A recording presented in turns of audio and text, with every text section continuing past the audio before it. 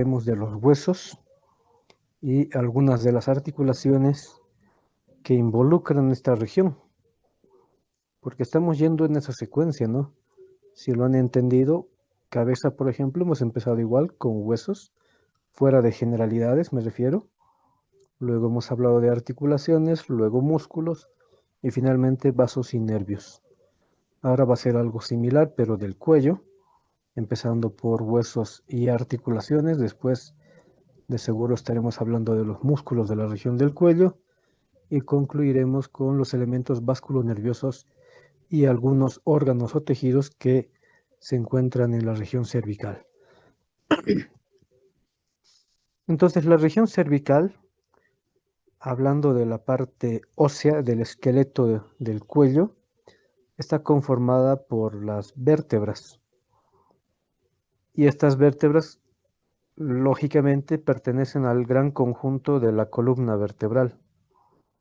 En un total de 7 vértebras sobrepuestas una encima de la otra o al revés, una debajo de la otra, y que a su vez articulan entre sí y que al mismo tiempo comparten estructuras ligamentarias, como cada articulación también puede tener elementos fibrosos, ligamentos, tendones y otros de un modo más específico, ¿no? Para cada segmento, para cada región. De hecho, si me adelanto un poco en el contenido, ¿cómo es que habitualmente se estudia tanto huesos como articulaciones eh, del cuello en este caso? En realidad, lo correcto sería estudiar toda la columna, tanto el esqueleto, es decir, todas las vértebras, y después estudiar todas las articulaciones de la columna.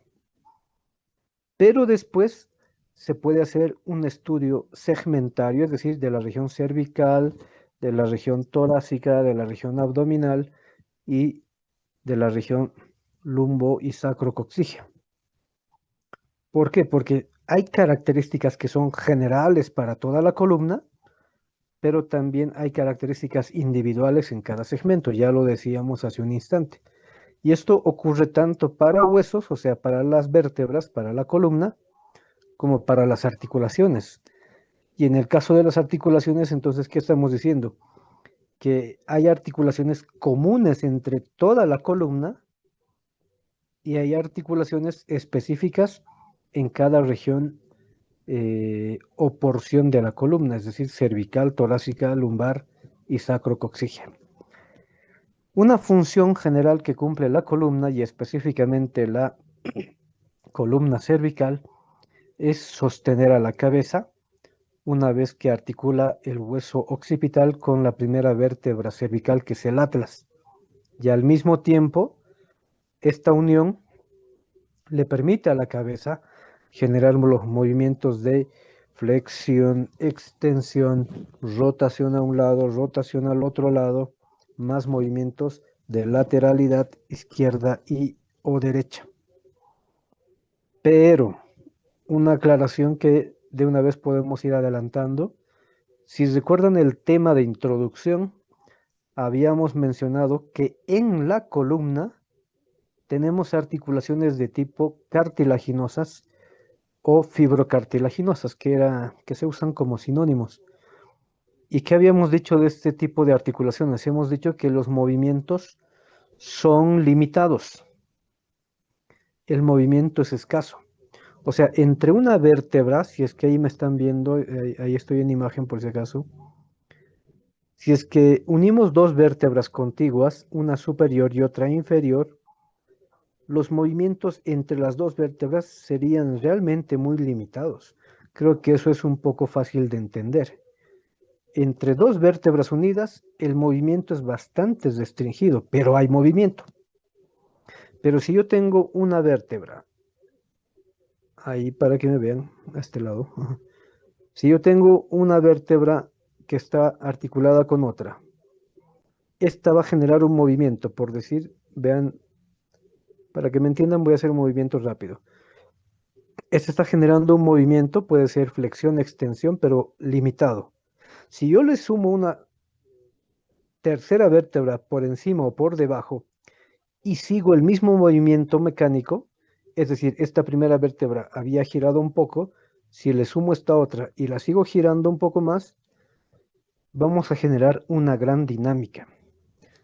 O sea, esta aclaración espero que me estén entendiendo. Si solamente uniéramos dos vértebras, el movimiento es limitado, pero como estamos uniendo más vértebras, el movimiento sí es evidente. O sea, nosotros sí podemos ver, espero que me estén viendo ahí en pantalla y ustedes mismos lo pueden realizar, ¿no? Sí podemos realizar movimiento de flexión, extensión, rotación hacia un lado, hacia el otro lado, lateralidad, izquierda o derecha. Reitero, esto lo logramos no porque haya una unión, por ejemplo, y esto igual, mucho cuidado, no porque el atlas esté unido a la cabeza, al occipital en específico, estamos haciendo este movimiento que acabo de expresarlo de manera dinámica.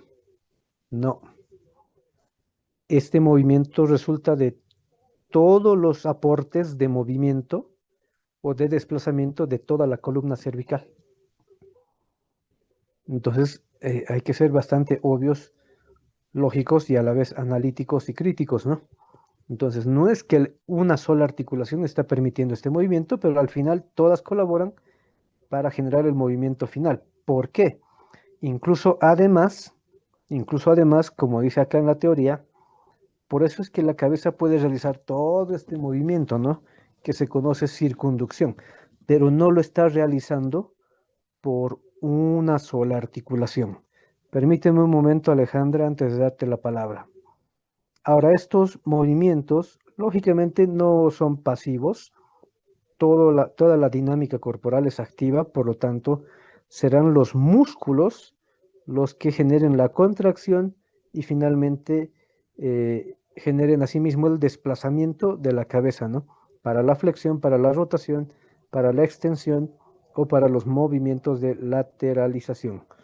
Ahora, la columna, no solamente cervical, sino toda la columna, cuando están ya aglomeradas una sobre otra o sobrepuestas y articuladas entre sí, generan un conducto interno nominado como la cavidad medular o cavidad raquídeo o el conducto raquídeo, ¿no? O raquimedular para algún autor también clásico, es válido. Entonces, hay mucho que estudiar de columna, pero como les digo, por último, habría que hacerlo de modo conjunto, es bueno hacerlo, pero como estamos yendo por regiones, solamente vamos a hablar de columna cervical. A ver, de momento, mientras voy cambiando, Alejandra, ¿cuál es su consulta?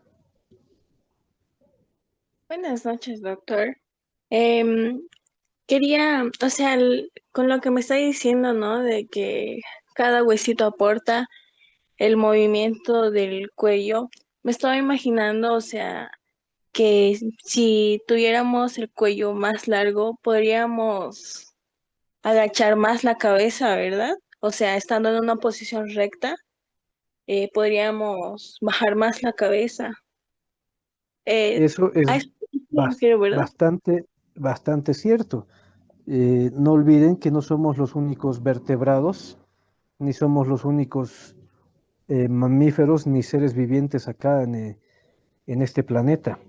Tenemos otras especies, tenemos otros seres biológicos que justamente tienen esa característica. Por ejemplo, la jirafa. La jirafa, entre otros, tiene justamente esa facilidad. Hay otros, a ver que me haga recuerdo, qué sé yo, La puede ser llama. también un avestruz, la llama aquí, claro, todos los camélidos aquí de la región altiplánica pueden realizar justamente ese movimiento mucho más amplio del que nosotros podemos. Porque ¿qué también nosotros tenemos además? Nuestro segmento cervical, por lo mismo, es corto en relación a esas especies. Y cuando hacemos movimiento de flexión, listo, se detiene cuando ya chocamos el mentón con el esternón.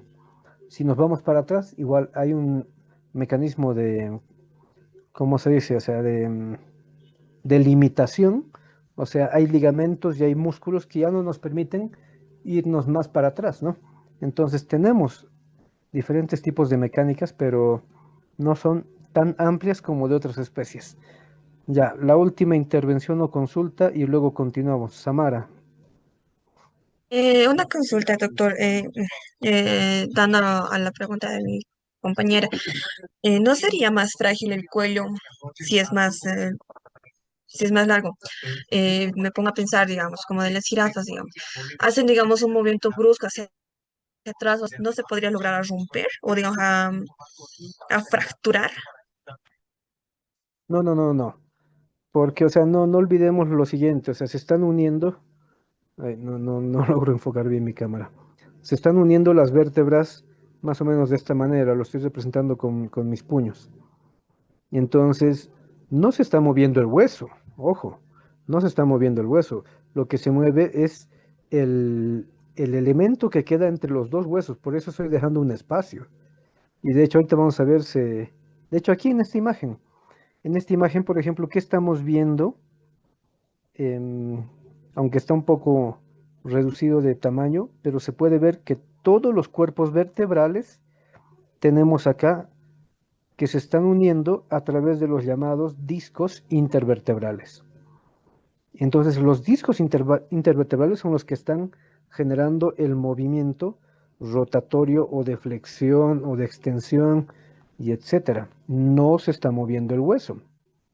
Y además considerar que en estas especies los huesos serían mucho más densos, más gruesos. Nada más eh, digamos, les dejo como dato curioso, que si alguno tal vez ya lo conoce, agarren una vértebra de un chanchito, de una vaca, es bastante gruesa, mucho más que las nuestras. Lógicamente porque sobre todo las vacas, las reses, son más robustas que nosotros, ¿no? Y sus vértebras son mucho más gruesas. Entonces, no se va a afectar al hueso como tal, sino lo que se está moviendo es el cartílago, porque el cartílago está permitiendo el desplazamiento, no el hueso. Bueno, ¿qué es lo que estamos viendo en imagen y en esta diapositiva?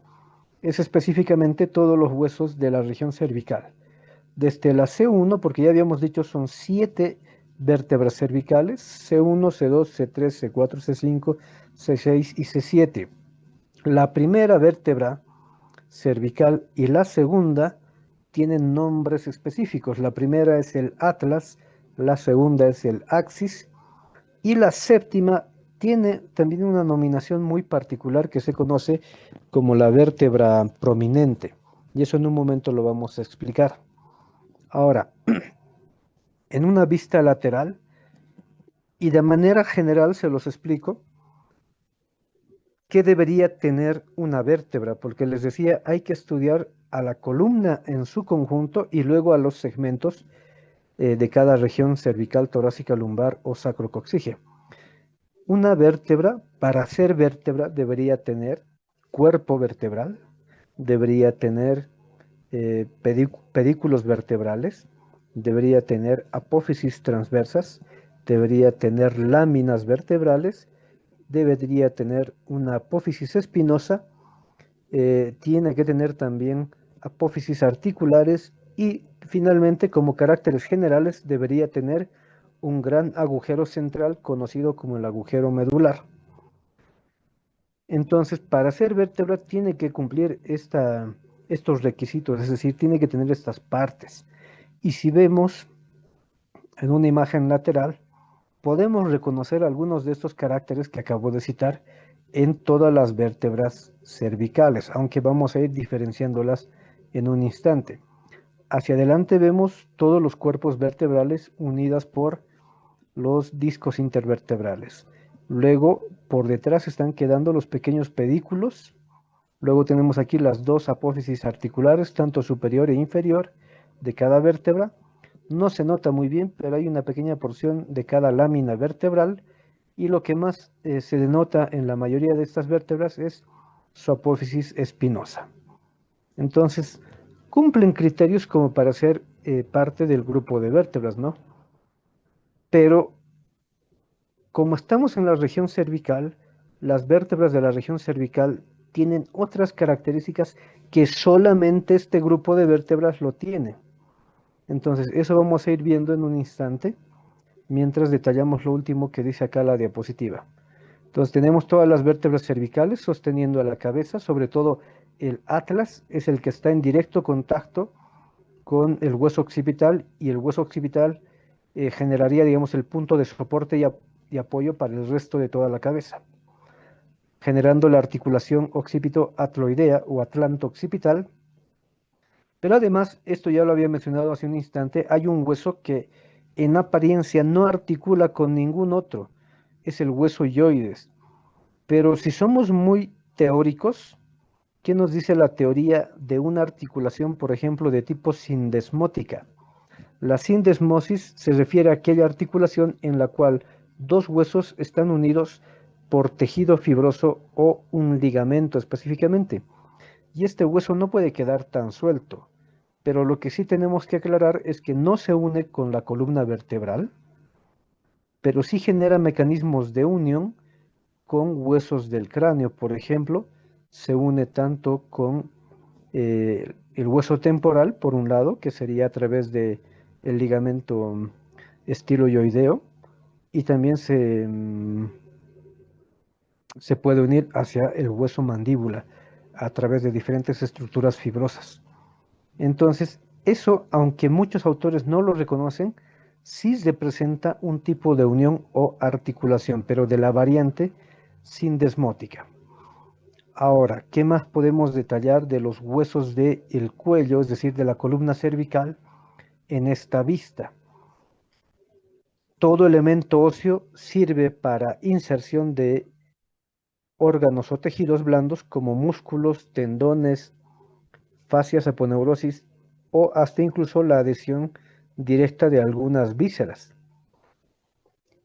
Y las vértebras, al ser bastante irregulares, generan varios espacios o canales, tanto para adelante, a los costados, como hacia la parte posterior. Entonces, por delante, por ejemplo, todos los cuerpos vertebrales entran en directo contacto y relación con elementos viscerales, por ejemplo, con la faringe hacia la porción cervical superior, con la laringe y la tráquea hacia la porción cervical inferior, pero ojo, el contacto no es tan estrecho, no es tan directo, porque quien verdaderamente se interpone entre faringe, más aún, quien verdaderamente se interpone entre laringe y tráquea y la columna vertebral, aquí este espacio donde queda este hueco que lo estoy marcando con el cursor, no queda hueco, ¿no? No puede estar hueco. Ahí está ocupado por el esófago. Entonces, es el esófago quien tiene una relación mucho más estrecha que la propia laringe y la tráquea hacia la columna vertebral, sobre todo con los cuerpos vertebrales, ¿no? De las vértebras cervicales. Eso hacia adelante. Ahora, hacia los lados, ¿con quiénes se va a relacionar la columna cervical? Lo más importante sería mencionar con el gran paquete vasculonervioso del cuello, porque por aquí está subiendo, hay otro elemento que está bajando y un tercero también que está bajando. Me refiero, la arteria carótida común e interna están subiendo bastante pegados a la columna vertebral hacia cada lado. La vena yugular interna lo propio, ya de hecho la vena yugular interna es más profunda, tiene una posición mucho más medial que la propia arteria, y en el medio entre ambas está discurriendo el gran nervio vago, ¿no? El décimo par craneal. Entonces esos elementos se relacionan a sí mismo con la columna vertebral en su porción lateral. Eh, Sin olvidar, y tampoco estoy queriendo obviar por si acaso, ahí vamos a tener varios músculos, varios otros ligamentos y otros tendones que puedan acceder a la región. Y hacia atrás, por último, a cada lado de las apófisis espinosas de la columna cervical se generan dos canales paraespinosos, ¿ya? Y en esos canales paraespinosos lo más lógico es entender y encontrarnos con tejido muscular de la región posterior del cuello. Ahí de hecho vamos a tener una gran masa muscular en diferentes planos, entre los cuales podemos encontrar a los músculos, por ejemplo, en lo más superficial se encuentran los músculos trapecios. En lo más profundo pueden estar los músculos rectos posteriores, los oblicuos, entre otros músculos como los semiespinosos, ya todos ellos que habitualmente están más abocados a mantener erguida la cabeza, porque nada sería, y enseguida voy a volver a mencionar esto, nada sería que se una el atlas con el occipital más o menos de esta manera. El problema es que si no existiera una resistencia, fíjense cómo está la cabeza. Más o menos 2/3 de la cabeza están más allá del punto medio o del eje vertical de la columna. Es decir, gran parte de la cabeza está más para adelante que para atrás. O sea, hacia atrás tenemos toda la región parieto-occipital, pero que solamente representa 1/3. ¿Qué significa? Hay un desequilibrio. Hay un desequilibrio de toda la cabeza cuando se apoya sobre el hueso atlas, sobre la vértebra atlas. ¿Y eso a qué nos llevaría? A que la cabeza todo el tiempo la tengamos así. Si me están viendo, a que la cabeza todo el tiempo la tengamos así, agachada, inclinada, flexionada. Pero lógicamente eso no está ocurriendo porque en esta parte posterior de la columna cervical hay muchos músculos que están activos de manera constante, continua, y que están manteniendo, nos está manteniendo erguida la cabeza. Bueno, entre otras estructuras que pudiéramos abordar o mencionar de la columna cervical, estamos hablando de aspectos generales y en un momento hablamos de algunos aspectos particulares dentro de la propia columna cervical. Si analizamos una radiografía, y esta en particular nos va a ayudar con lo siguiente. Cuando las vértebras cervicales están unidas, no se forma una columna tan vertical, ¿ya? Tan vertical. Como estarán viendo aquí en la imagen de rayos X, de hecho se está generando una columna, pero con una curvatura que es convexa hacia adelante y bastante cóncava hacia la parte posterior. A eso se conoce como la lordosis cervical. La lordosis cervical. ¿Qué es una qué es una lordosis? Es una curvatura que presenta un segmento de la columna vertebral, en este caso porción cervical, pero que tiene predominancia de generar una convexidad para adelante y una concavidad para atrás. Y esta imagen además nos ayuda a reconocer cómo es más o menos la estructura de las vértebras de arriba hacia abajo y incluso nos ayuda a entender por qué a la séptima vértebra cervical la nominamos como vértebra prominente. De hecho, si se dan cuenta, aunque en una imagen posterior igual vamos a reiterar esto, pero fíjense, si hacemos un recuento, esta es la primera vértebra cervical, segunda cervical, tercera, cuarta, quinta, sexta y séptima. Y vámonos a la parte posterior de la séptima cervical. Su apófisis espinosa es más larga que del resto de las vértebras cervicales. Y no solo eso, si en este momento ustedes pasan sus dedos por la porción baja cervical posterior, es decir, por la parte posterior de su cuello, posterior y baja, van a percibir que hay una saliente, ¿ya? Justo donde termina el cuello y empieza el tórax, ahí se percibe un elemento óseo, o sea, es bastante consistente, es duro y es muy notorio y a veces a simple vista se puede observar en el paciente esto. Entonces, ese punto no es otra cosa que la apófisis espinosa de la séptima vértebra cervical, que como su nombre indica, se hace bastante prominente en la región y se puede hasta observar como palpar de un modo directo. Entonces ya hemos aclarado todo esto que está en la teoría, nos dice acá de la curvatura, convexa hacia adelante, cóncava hacia atrás, el porqué de la séptima vértebra con esa nominación prominente.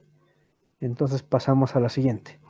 Esto ya es un poco reiterativo, porque no olvidemos que la columna cervical, específicamente la primera vértebra cervical, articula con este hueso que es el occipital del cráneo. Pero tenemos que reconocer, aunque ya lo habíamos hecho en la anterior clase, solo lo vamos a reiterar rápidamente, dónde o qué parte del occipital realmente articula con la primera vértebra cervical, con el atlas. Y tenemos que irnos a esta región que se conoce como las masas laterales. Estamos en una vista ínfero superior, o sea, estamos viendo de abajo hacia arriba al hueso occipital. Y lo que estamos reconociendo aquí son las masas laterales. Y dentro de las masas laterales están estas salientes que, si se dan cuenta, están alargadas. Lo estoy contorneando con el cursor. A esas las conocemos como los cóndilos del hueso occipital. Esos cóndilos son los que se van a apoyar sobre la primera vértebra cervical, específicamente sobre las masas laterales de la primera vértebra cervical. Pero fíjense, entonces la relación importante que tienen los cóndilos, que son dos lógicamente, con el gran agujero magno o agujero occipital. Se encuentran por delante y hacia los lados del gran agujero occipital o magno. Por este agujero no olviden que atraviesan varios elementos entre arterias, venas, nervios, pero sobre todo hay uno muy importante que es el tallo encefálico. Pero no puede pasar todo el tallo encefálico, solamente es una porción la que entra en contacto muy estrecho con esta región, que sería la médula oblonga. Ahora, de los cóndilos, si tuviéramos otra vista, aquí pero más o menos se nota, hay dos depresiones. Aquí hay una depresión anterior y aquí hay otra depresión posterior. Son las fositas condíleas, tanto anterior y posterior, que al mismo tiempo tienen dos conductos, el conducto condilio anterior y el conducto condilio posterior. ¿Qué pasan por ahí? Elementos vasculares y nerviosos, sobre todo por el anterior. La teoría nos dice que atraviesa, que sale el 12º par craneal, que es el hipogloso.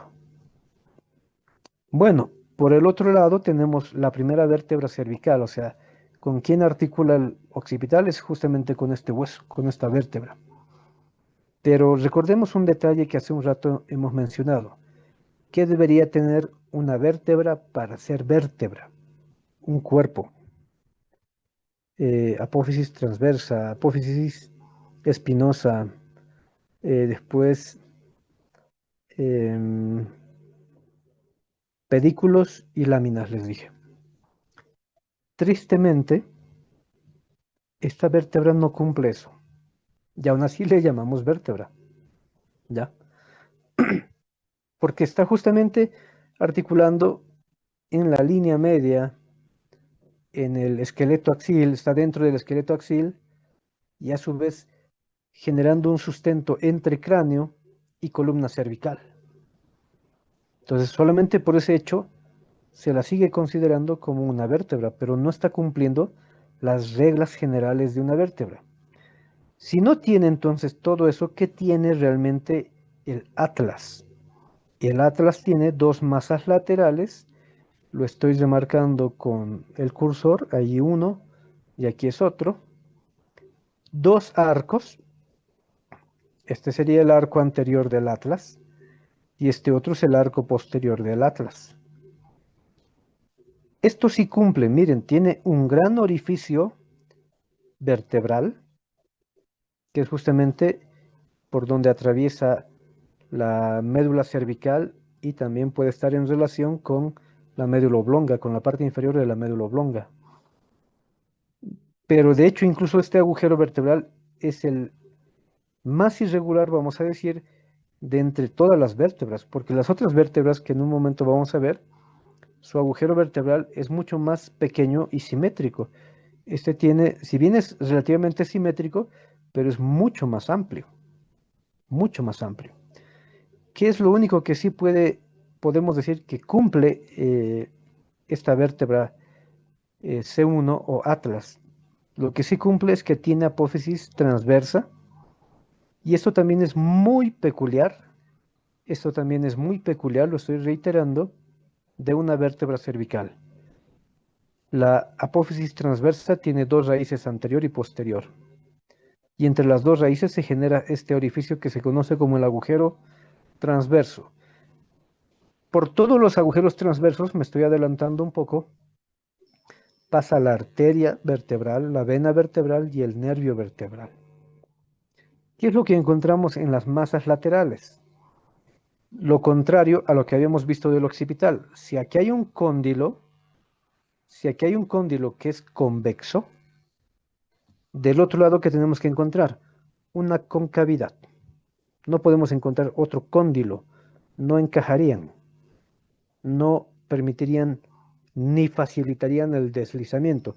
Siempre tienen que ser opuestos. Entonces, si en el occipital tenemos los cóndilos, aquí tenemos las cavidades glenoideas o simplemente carrillas articulares para el cóndilo occipital. Pero fíjense, en esta imagen no se nota muy bien, aunque sí se nota que los cóndilos son alargados, pero aquí se nota lo que voy a mencionar. Las carrillas articulares del atlas, para unirse con el occipital, tienen la forma de una silueta de una huella de zapato. Si ustedes lo analizan, y si tuviéramos un hueso en mano, se darían cuenta que realmente es así, se parece a una huella de zapato, ¿no? O de pie, si quieren, pero un pie que esté con medias. Entonces se asemeja, es alargado, pero es cóncavo, ojo, son cóncavos. Otros detalles del atlas. El arco anterior, como se darán cuenta, es más corto que el arco posterior es más largo, e incluso si se dan cuenta ahí en el esquema, tiene más o menos la apariencia de una V, una V, ya así, una V pero más abierta, ¿no?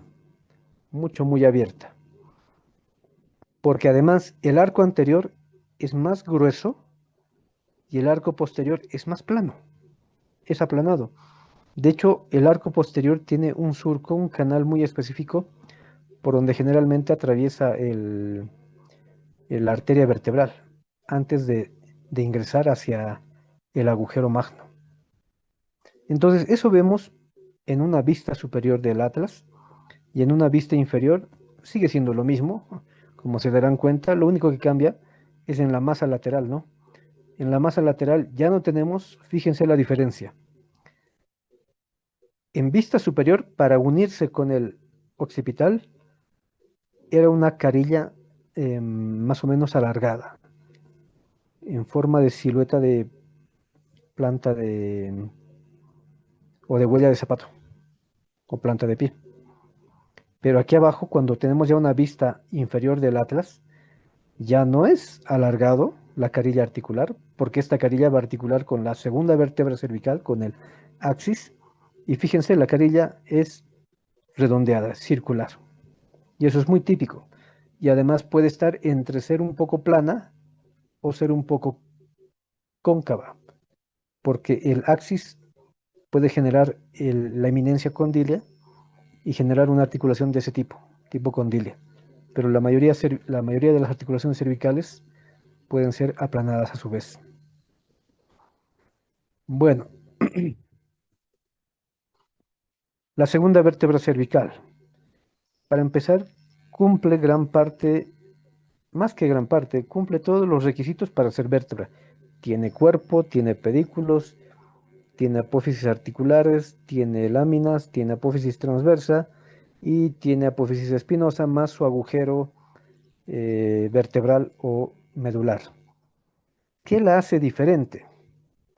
Lo que la hace diferente a esta vértebra es esta gran saliente superior y anterior que tiene en el cuerpo vertebral, que se conoce como la apófisis odontoides por su semejanza con una pieza dentaria.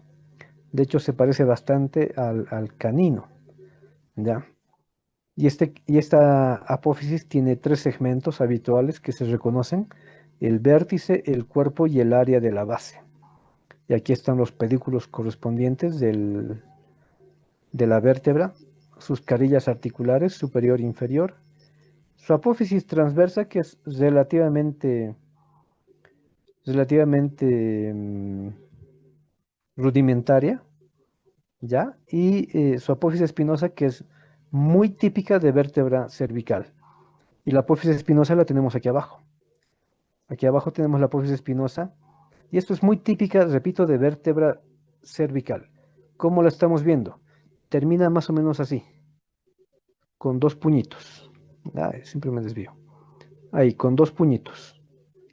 Eso nosotros lo traducimos en anatomía, se la denomina como apófisis espinosa bitubercular. O sea, termina en dos puñitos, dos pequeños conglomerados.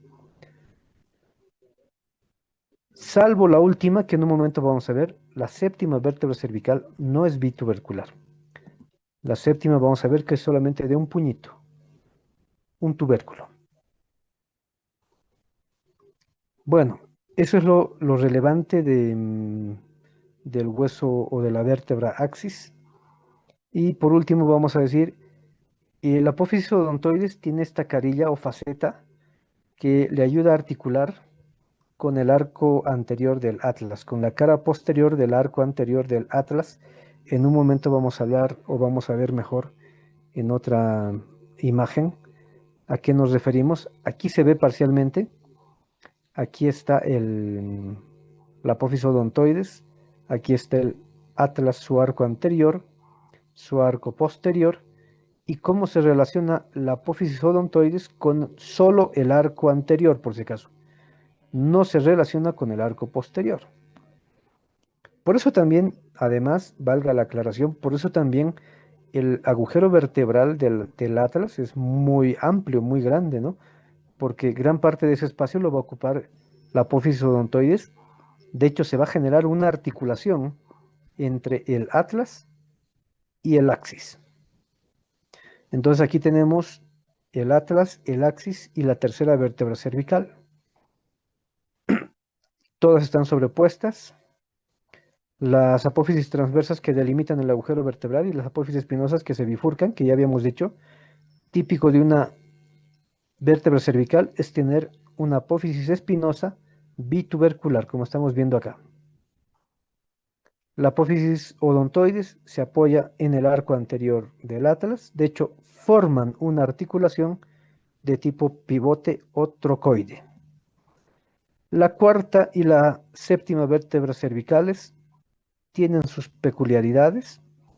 Ya, por ejemplo, entre ambas se puede reconocer que el agujero vertebral tiene más o menos una forma o apariencia triangular, a diferencia del resto de las otras vértebras cervicales. Esto ya lo habíamos dicho, ¿no? La apófisis espinosa de la séptima vértebra cervical, para empezar, es más larga.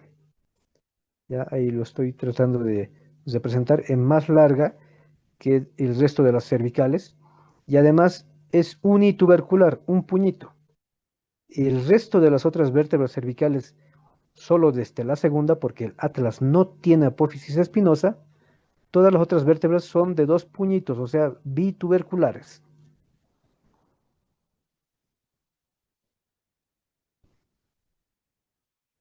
Esto también es típico, ya lo hemos dicho, de vértebra cervical.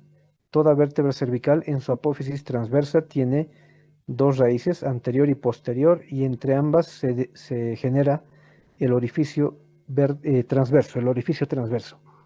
Y este detalle no lo había mencionado porque el cuerpo del axis, si se han dado cuenta, no es tan regular, es más o menos como un cubo.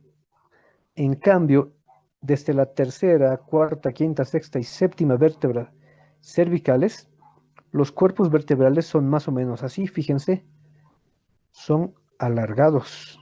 O sea, en sentido transversal son mucho más amplios, lógicamente, que en sentido vertical y que en sentido anteroposterior. O sea, como estamos viendo aquí las dos vértebras cuarta y séptima, es una vista superior e inferior, o sea, de arriba hacia abajo, se nota que son más o menos rectangulares los cuerpos vertebrales. Entonces, eso también es un poco típico para las vértebras cervicales, pero las que no cumplen estas reglas son justamente la primera, porque no tiene cuerpo, y la segunda, que su cuerpo es un poco más voluminoso y no es tan ancho que estas otras que estamos mencionando. Entonces aquí tenemos ya el conjunto de las vértebras desde la segunda axis, tercera, cuarta, quinta, sexta, séptima, cervicales. Se denota otra vez la curvatura que ya hemos mencionado, es decir, la lordosis cervical, convexa para adelante, cóncava para atrás. Vean cómo las apófisis espinosas son mucho más largas en la parte inferior que hacia la parte superior. Vemos cómo ahí resalta la gran apófisis odontoide o diente del axis, que sirve para el mecanismo del pivoteo de la cabeza y de la primera vértebra cervical. Y las uniones entre las vértebras cervicales segunda, tercera, cuarta, quinta, sexta y séptima, como cualquier otro segmento de la columna, tenemos que ver uniones de los cuerpos vertebrales, uniones de las apófisis articulares, que es lo que estamos viendo justamente aquí en la parte lateral, uniones de las apófisis espinosas y uniones también de las láminas, por si acaso. Las láminas también se unen con un tejido fibroso no tan denso. Pero lo típico de estas uniones entre las articulaciones, mejor dicho, entre las apófisis articulares de las vértebras cervicales, es que son de tipo planas, artroides, o sea, todas son sinoviales, y si son sinoviales significa que tienen cavidad articular o sinovial, líquido sinovial, membrana sinovial, y además tienen cápsula articular. Y junto con ellos habrán refuerzos ligamentarios que sostengan o mantengan la unión de las dos piezas óseas, pero son de tipo artroidea, que significa que la mayoría son de uniones de tipo planas, excepto la del atlas con el axis es más condila que plana.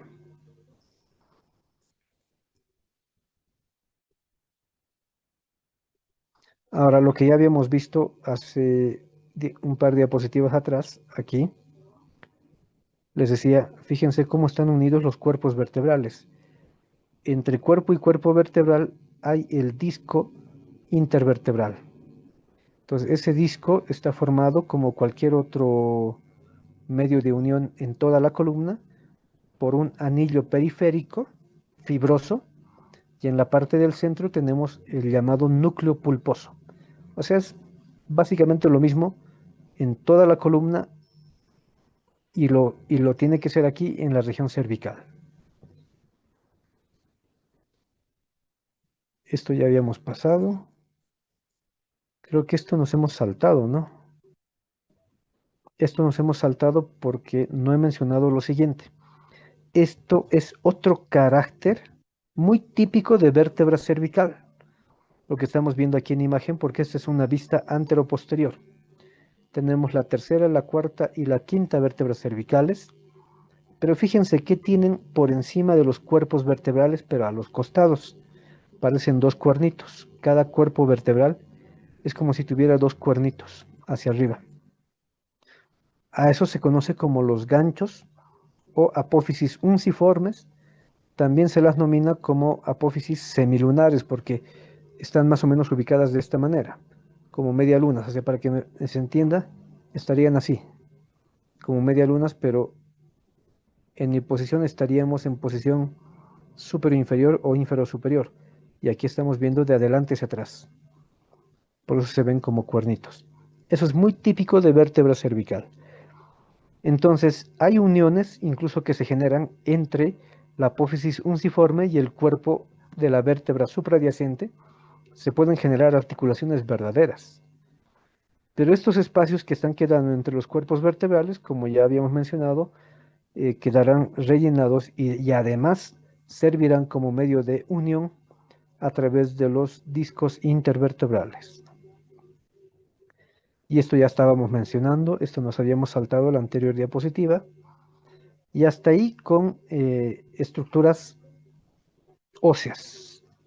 Y nos vamos a centrar ahora en lo que nos queda de tiempo, de hecho ya nada, nos hemos extendido con huesos.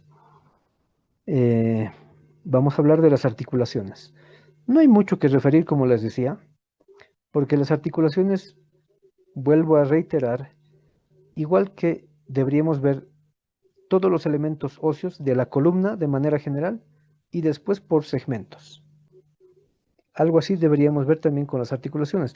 Hay uniones comunes de toda la columna, pero hay elementos muy propios aquí en la columna cervical en relación a sus articulaciones.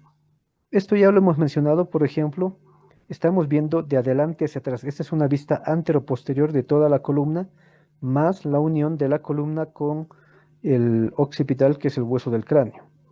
¿Qué estamos viendo? Que desde la base del hueso occipital, específicamente de la porción basilar, se está originando este ligamento, esta estructura fibrosa ligamentaria que está atravesando por todas las vértebras cervicales e incluso se extiende más allá. Se denomina como el ligamento longitudinal anterior. En libros clásicos antiguos lo van a encontrar como el ligamento vertebral común anterior, se le llamaba antes. Pero, ¿qué tiene de especial, digamos, este ligamento? Además de entender que está uniendo todos los cuerpos vertebrales, pero por delante. Está cubriendo todos los cuerpos vertebrales, pero por delante. Excepto el atlas, que no está cubriendo un cuerpo porque no tiene. Solamente está cubriendo la parte del tubérculo, que creo que me olvidé mencionar. Rapidito se los menciono. Creo que lo dije.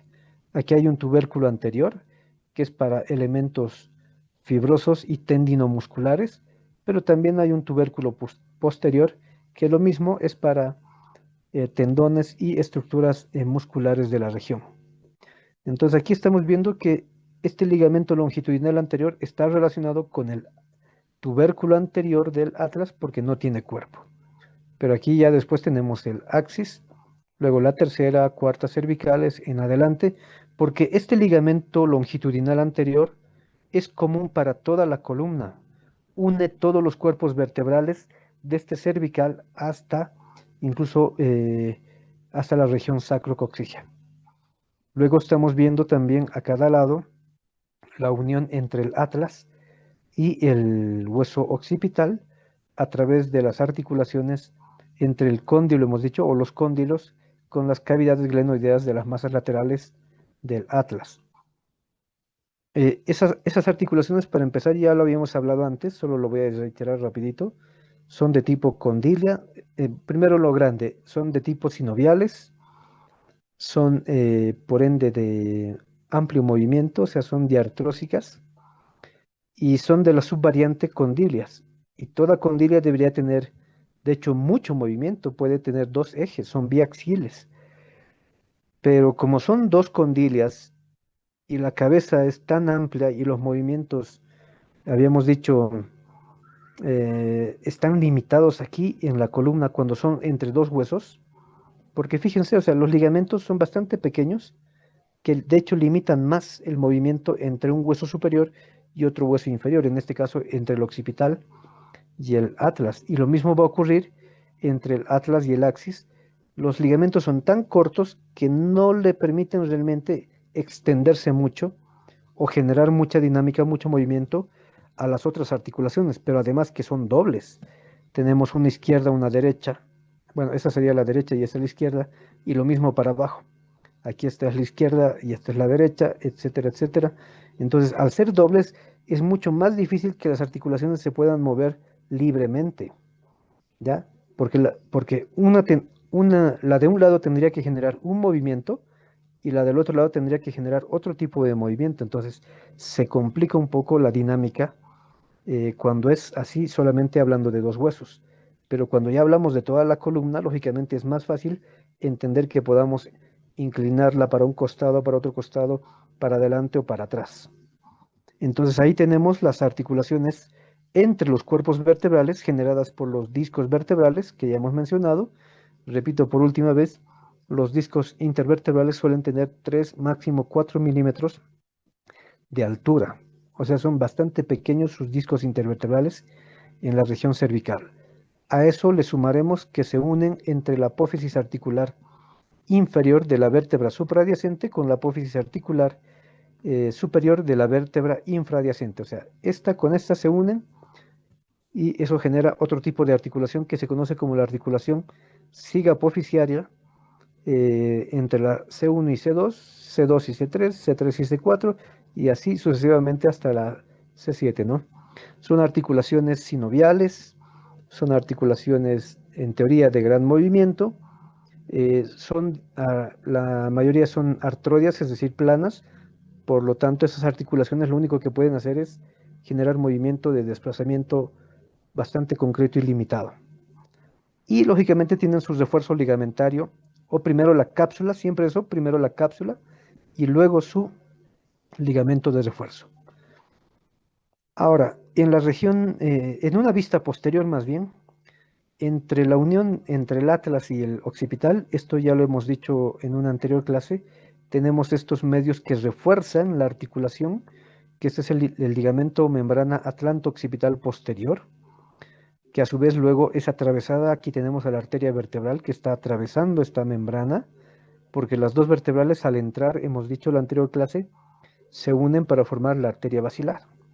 Entonces en esta cara posterior podemos observar los ligamentos atlanto-occipital a manera de una membrana que es muy, muy densa además, pero entre la primera vértebra cervical y la segunda vértebra cervical y en adelante, vamos a encontrar estas estructuras que no son tan fibrosas.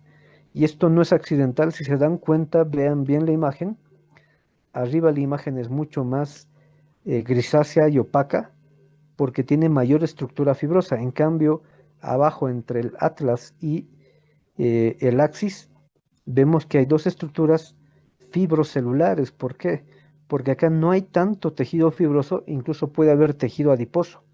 Entonces el tejido adiposo le da esta característica más o menos amarillenta o blanquecina o cremosa, más que blanquecina, amarillenta o cremosa, y por eso a estos elementos los conocemos como los ligamentos amarillos, ¿ya? ¿Para qué sirve un ligamento amarillo? De hecho son dos, ¿no? Izquierdo y derecho, para dos cosas. Em, para dos cosas. Permite la unión de las láminas superiores con la lámina inferior. Aquí hay una lámina vertebral superior y aquí abajo hay una lámina vertebral inferior. Primero los mantiene unidos, pero no es una unión tan fuerte por si acaso, porque son bastante delgadas, por eso no son tan fibrosas. Ahora, ¿qué más están haciendo los ligamentos amarillos? Aquí está quedando un espacio entre lámina y lámina, está quedando un espacio. Y ese espacio no puede quedar así abierto, suelto, porque ¿qué tenemos hacia adelante, hacia adentro? Está el conducto medular para la médula espinal. Entonces, ese conducto medular tiene que estar sellado, cerrado, y lo que hacen justamente los ligamentos amarillos es cerrar y completar la pared posterior del gran conducto raquimedular.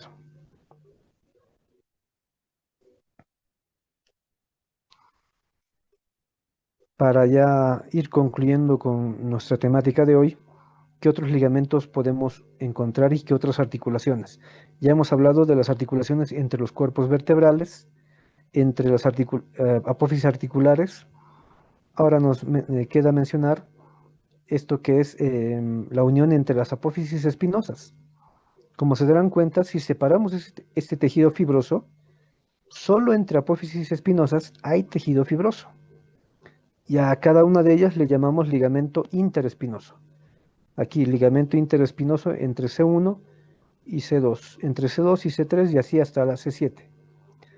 Aquí no le podemos llamar, por si acaso, ligamento interespinoso entre el occipital y el atlas, porque para empezar, ni el occipital tiene apófisis espinosa, ni el atlas tiene apófisis espinosa. Entonces aquí se le llama la membrana atlanto-occipital posterior. Pero, fíjense, hasta aquí terminan las apófisis espinosas y sigue habiendo esta expansión del tejido fibroso en la región posterior, que de hecho se está adhiriendo, se está adosando, se está insertando en la protuberancia occipital externa y a la vez en la cresta occipital externa, que se llama esta estructura amplia, más o menos de forma triangular, porque es plana, ¿ya? Se llama el ligamento nucal. El ligamento nucal. ¿Qué hace este ligamento nucal? Para empezar, sirve como también medio de fijación para las fibras musculares u otros ligamentos de la región, u otras estructuras, ¿no? Vasculares y nerviosas que puedan atravesar por la región. Pero sobre todo, como está en la línea media, lo que hace el ligamento nucal es separar los músculos del lado izquierdo con los músculos del lado derecho. O sea, es como un tabique que los está separando. ¿Y qué más estamos viendo acá que nos dice acá la teoría de la diapositiva?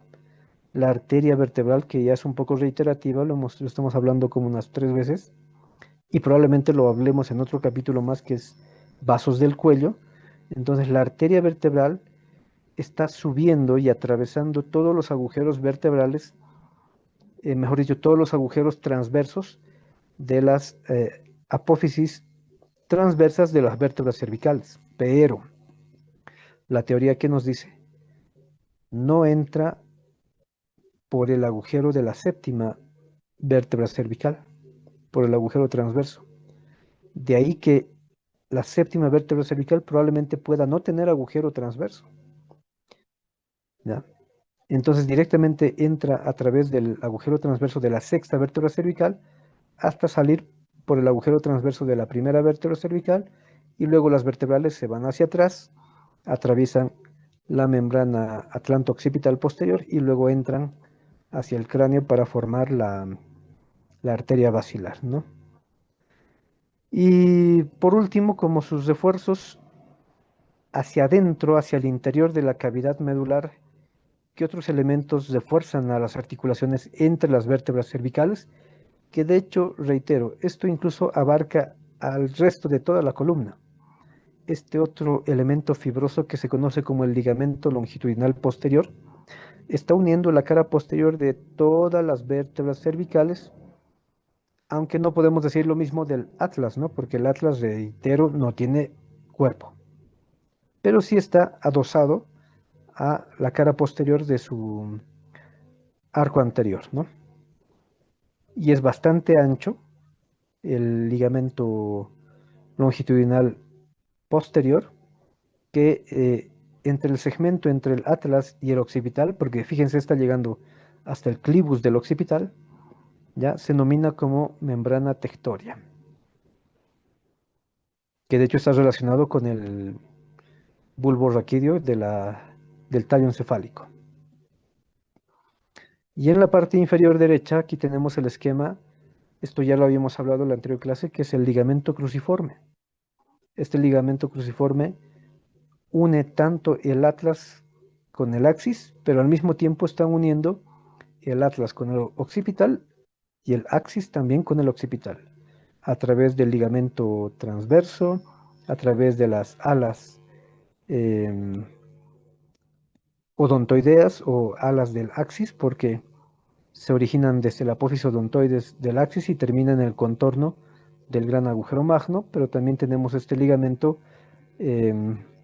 occipito axoideo vertical o superior, porque está uniendo igual el contorno del agujero magno con el vértice de la apófisis odontoides y hacia abajo y hacia los lados también tenemos la porción transversa justamente del ligamento en cruz. Esto ya es reiterativo.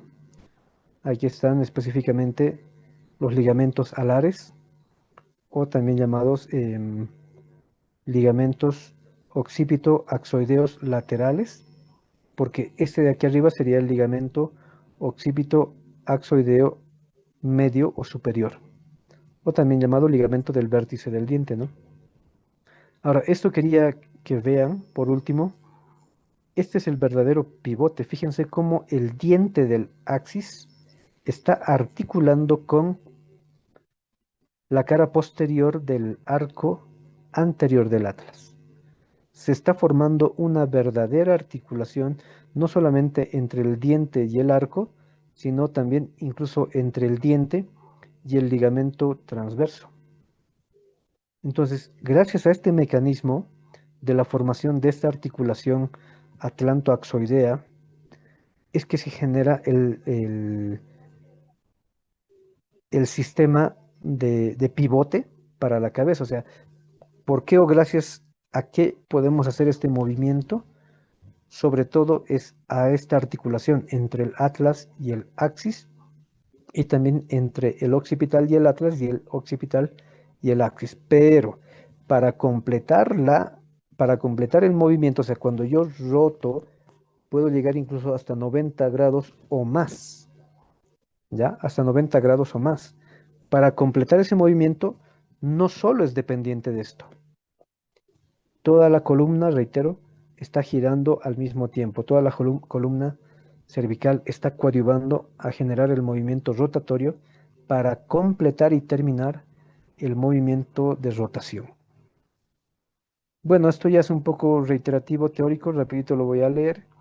La apófisis odontoides constituye por ende un pivote sobre el cual rotan el atlas y la cabeza y permite mover la cabeza lado a lado como el mecanismo de negación, ¿no? O sea, cuando decimos no, prácticamente estamos moviendo la articulación atlantoaxoidea y también occipitoaxoidea y atlanto-occipital.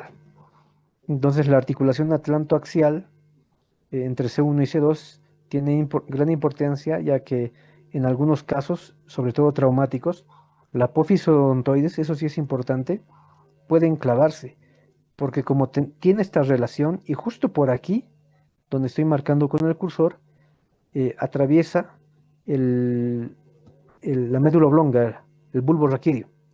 Entonces, cuando hay una lesión de la región cervical, esta apófisis odontoides puede enclavarse en el bulbo raquídeo que le queda muy cerca. Está a unos cuantos milímetros por encima y hacia adelante de la apófisis odontoides. Entonces, si se enclavase la apófisis odontoides en el bulbo, puede generar hasta un paro cardiorrespiratorio, porque no olviden que ahí tenemos varios elementos de importancia, entre ellos el núcleo dorsal del vago, el centro respiratorio, el centro regulador de la presión, entre otros. Entonces, fácilmente se puede generar un paro cardiorrespiratorio por este tipo de lesión, ¿ya? Que habitualmente ocurre cuando hay caídas o golpes en la región de la nuca o en la porción cervical, o ocurre también en situaciones como, por ejemplo, en accidentes automovilísticos, que en nuestro medio es muy frecuente, cuando pasa este mecanismo que han debido escuchar, el latigazo. El latigazo no es otra cosa que un mecanismo de aceleración y desaceleración. O sea, la cabeza hace esto, movimiento rápido, como un látigo, ¿no?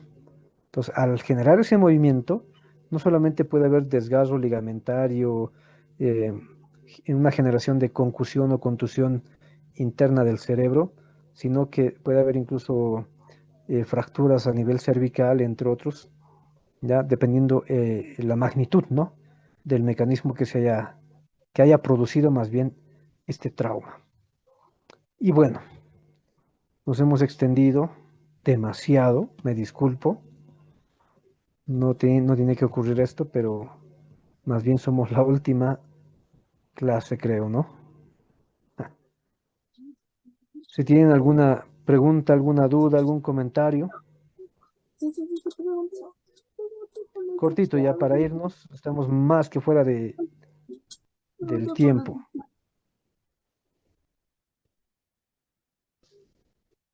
No, no,